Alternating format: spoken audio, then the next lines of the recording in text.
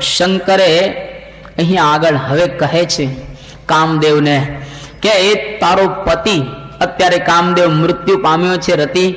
હવે દ્વાપર યુગની અંદર ભગવાન કૃષ્ણચંદ્ર જ્યારે રૂકમણીની સાથે વિવાહ કરશે, એમના થકી પ્રદ્યુમ્ન ઉત્પન્ન થશે. એ તારો પતિ સાક્ષાત કામદેવ, એની સાથે તારો સંયોગ થશે. ત્યાં સુધી તને હવે પતિ પ્રાપ્ત થવાનું નથી.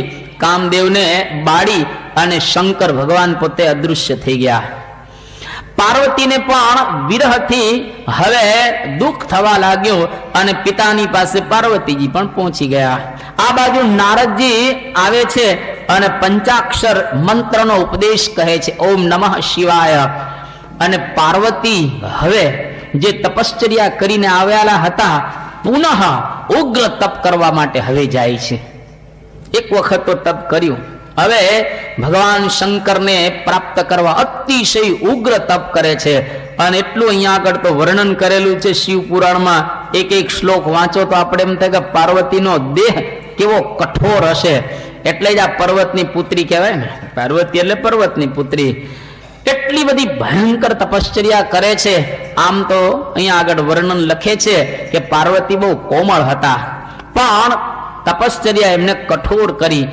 અને દેવતાઓ બ્રહ્મા, વિષ્ણુ આ બધા જ શિવની પાસે આવે છે અને કહે છે કે પાર્વતીના વિવાહ તમારી સાથે થાય, એના માટે તમે હવે કંઈક અનુરોધ કરો અને એ કંઈક અનુગ્રહ કરો.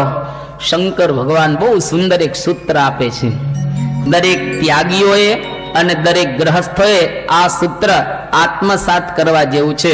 શંકર ભગવાન સૂત્ર આપે છે કે કામથી અશાંતિ થાય અને સમાધિનો આનંદ પ્રાપ્ત ન થાય. કેટલું એક મહાન જગતમાં સૂત્ર આપે છે કે કામથી અશાંતિ થાય અને સમાધિનો આનંદ પ્રાપ્ત ન થાય. જગતમાં ઉલટું આપણે બધા જોઈ રહેલા છીએ. કામથી લોકોને આનંદ થાય છે અને સમાધિની તો વાત જ ક્યાં રહી છે.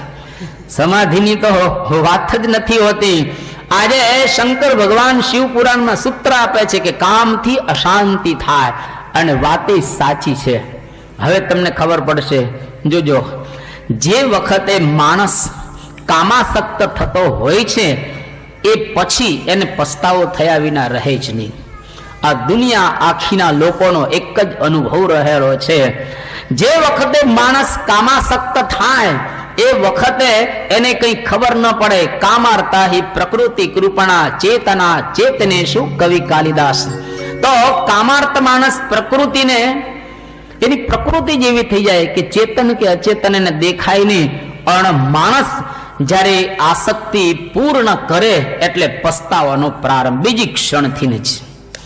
કામમાં કોઈ દિવસ સુખ ન હોય, રામમાં સુખ હોય, ભગવાનમાં સુખ હોય, કામમાં કોઈ દિવસ. એટલા માટે ગ્રહસ્થોને સંયમ આપવામાં આવ્યો અને સંતોને અડગા રાખ્યા કામથી. સંતોને લગ્ન જ નહીં કરવાના. અને જે લોકો લગ્ન કરે એના માટે આપણા શાસ્ત્રકારો કહે છે એક પત્નીનો પણ આ પ્રમાણે વ્રતના દિવસે અને અમુક દિવસે ઉત્સવના દિવસે એનો ત્યાગ રાખવાનો હોય છે. જો એ ત્યાગ રાખે, શાસ્ત્ર અવિરુદ્ધ એવો કામ ભોગવે તો એના જીવનની અંદર શાંતિ થાય, અન્યથા શાંતિ થતી હોતી નથી. આ શાસ્ત્રનો ડિંડીમ ઘોષ છે. અને ત્યાર પછી બધા શંકર ભગવાનને કહે છે કે આપના પુત્ર થકી જ આ તારકાસુર મરવાનો છે, માટે તમે લગ્ન કરો. શંકર ભગવાન બહુ સુંદર બીજી વાત કરે કે હું જેવો લગ્ન કરીશ ને, હું જેવા લગ્ન કરીશ એટલે દુનિયાની અંદર કામ વ્યાપશે બધાને, બધા વિહવળ થઈ જશે અને આખું વાતાવરણ બદલાઈ જશે. હું જેવા લગ્ન કરીશ એટલે દુનિયાનું વાતાવરણ આખું બદલાઈ જશે, એટલે મારે લગ્ન નથી કરવા. એ કે ના, તમે લગ્ન કરો જ. બધા દેવતાઓ પ્રાર્થના કરે છે ત્યારે શંકર ભગવાન આ પ્રમાણે કામો હિ નરકાય એવ, એટલે કે આસક્ત પુરુષો હંમેશા નરકની અંદર વાસ કરતા હોય છે. માટે મારે જગતની આસક્તિ રાખવી નથી. આ પ્રમાણે ઘણા ઘણા શ્લોકોની અંદર શંકર ભગવાન બધાને સમજાવે છે. આગળ કહે છે કે જગતમાં અનંત પ્રકારના કુસંગ રહેલા છે, પણ સૌથી વધારેમાં વધારે જો કોઈ ખરાબ કુસંગ હોય તો સ્ત્રીનો સંગ કરવો એ વધારે કુસંગ છે. આ શંકર ભગવાનના શબ્દ છે, મારા નથી. આ શંકર ભગવાન કહે છે કે સ્ત્રીનો સંગ કરવો એ વધારેમાં વધારે કુસંગ છે. એનો મતલબ ગ્રહસ્થ પોતાની સ્ત્રીને મૂકી અને બીજી સ્ત્રીનો સંગ કરે એના માટે કહે છે કે એક ગ્રહસ્થ પોતાની સ્ત્રીનો ત્યાગ કરીને અન્ય સ્ત્રીની સાથે સંગ કરે એના માટે એના જેવો બીજો કોઈ કુસંગ નથી. કુસંગ એટલે બેડ કંપની, ઇંગ્લિશમાં જેને આપણે કહીએ ખરાબ સંગ, સારો સંગ નહીં. સ્વામી રામતીર્થ બહુ સુંદર એક વાત કરતા હતા કે કુસંગ છે ને આગ જેવો છે.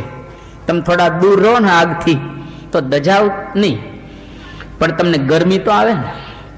ભલે તમારા કપડા સળગી ન જાય, તમે અગ્નિથી થોડાક દૂર હો, તમારા કપડા સળગતા નથી પણ તમને ગરમી તો લાગે ને.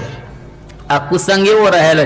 અગર આગ કે પાસ बैठोगे जाकर उठोगे एक दिन कपड़ा जलाकर, माना कि दामन बचाते रहो तुम मगर शेक तो पाते रहो तुम. कदाच તમારા કપડા બચાવો, શરીર બચાવો, ચામડી બચાવો, પણ તમને ગરમી તો આવે ને. એમ કુસંગમાં તમે જાઓ તો તમને ત્યાં આગળ અસર તો થાય જ. દરેક યુગમાં કુસંગ હોય જ, એક કે એક યુગમાં હોય. અત્યારે કળિયુગ છે તોય કુસંગ છે, દ્વાપર, ત્રેતા અને સતયુગ, ચારે ચાર યુગમાં કુસંગ તો હોય ને હોય જ.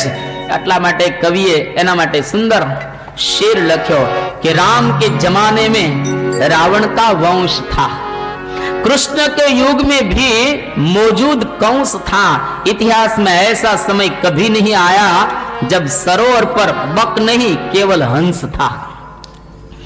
दुनियाમાં આવો ક્યારે સમય જ નથી આવતો. દરેક યુગમાં કુસંગ તો હોય ને હોય જ. એટલા માટે કુસંગથી આપણે દૂર રહેવું. ભગવાન સ્વામિનારાયણ એમના ચરિત્રોનો એક નાનકડો ગ્રંથ છે હરિલીલામૃત. એમાં કુસંગ ઉપર બહુ સુંદર લખે છે કે પવિત્ર જાસે અપવિત્ર પાસે. તમે ભલે ને ગમે તેટલા સારા હો, પણ જો અપવિત્રના સંગમાં રહો તો તમે અપવિત્ર થઈ જ જાઓ. આ ગ્રંથના શબ્દ. કોઈ પણ માણસ અપવિત્ર હોય અને પવિત્ર માણસની પાસે રહે તો પવિત્ર માણસને અપવિત્ર બનાવી દે. ખરાબની સંગત હંમેશા ઝડપથી લાગતી હોય છે, સારાની સંગત લાગતા થોડોક વાર લાગે. ગંગા જળ કેટલું શુદ્ધ અને પવિત્ર ગણાય,